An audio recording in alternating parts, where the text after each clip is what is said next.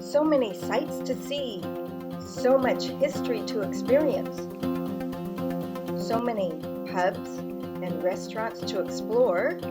Be sure to take time as you're rushing around to see all the sights, to enjoy a full English breakfast, and some of the many pastries so beautifully displayed.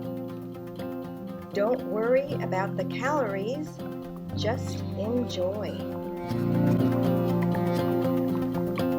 Early morning in London on our way to the changing of the guards. First on everyone's list is to see the changing of the guards in front of Buckingham Palace. No matter what the weather is, it's a lovely walk through St. James Park, one of London's 8 royal parks, which is the oldest in the heart of London. It's an 11-minute walk to the palace. You can walk along the Diana Prince of Wales Memorial Walk. Pelicans have lived in St. James Park for nearly 400 years. They were originally presented as a gift from the Russian ambassador to King Charles II. Buckingham Palace is magnificent, along with the centuries of tradition.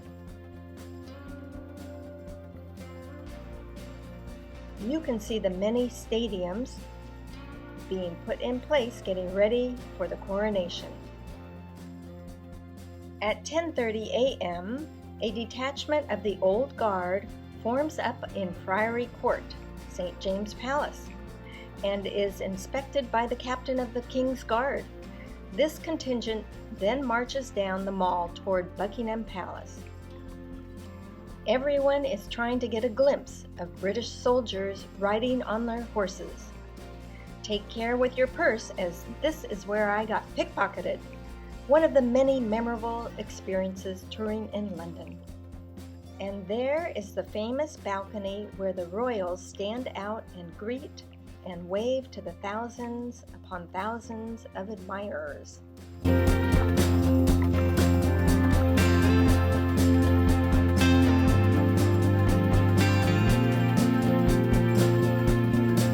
Next on the schedule, we walk by the London Eye, statues of lions, historic buildings, breathtaking views, scenic gardens, and a skateboard park, all along the Queens Walkway toward the London Tower Bridge.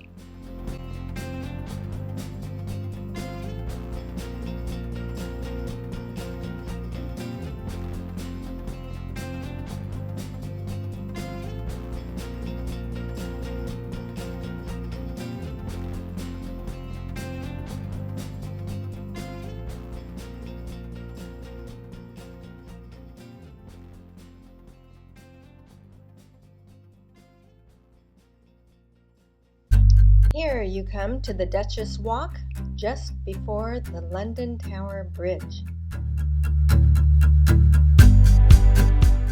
The London Tower Bridge is an iconic landmark and one of Britain's best-loved historic sites.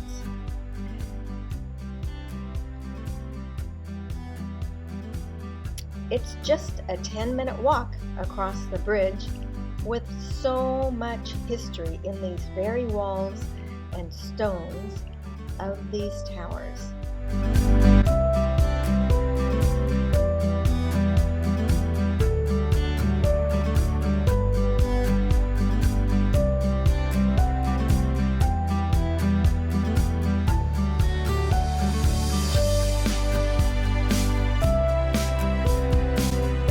Just on the other side, more beautiful gardens and cannons.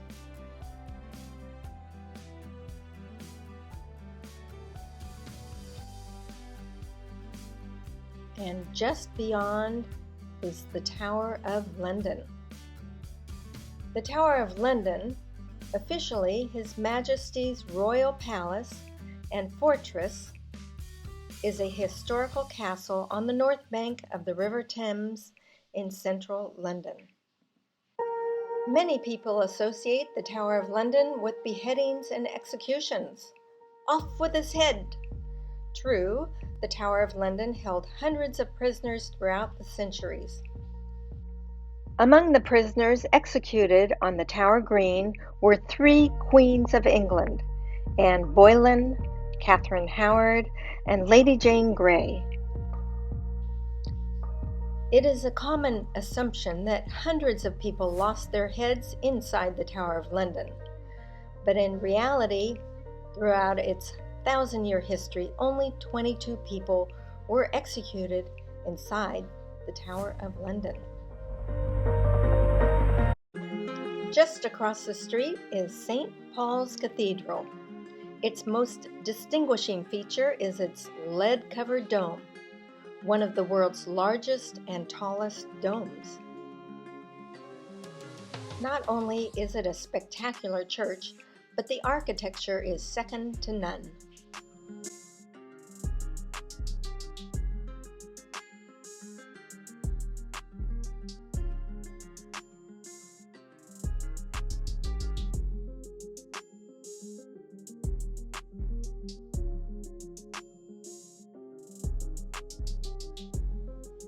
St. Paul's Cross was a preaching cross, an open-air pulpit in the grounds. Here is a statue of John Wesley, evangelist who was a leader of a revival movement within the Church of England back in the 1700s.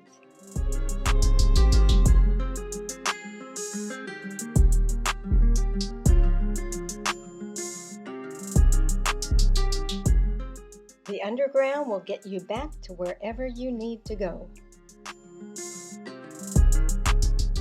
You can do all this in a day and get back in time for a great fish and chips dinner at your favorite pub.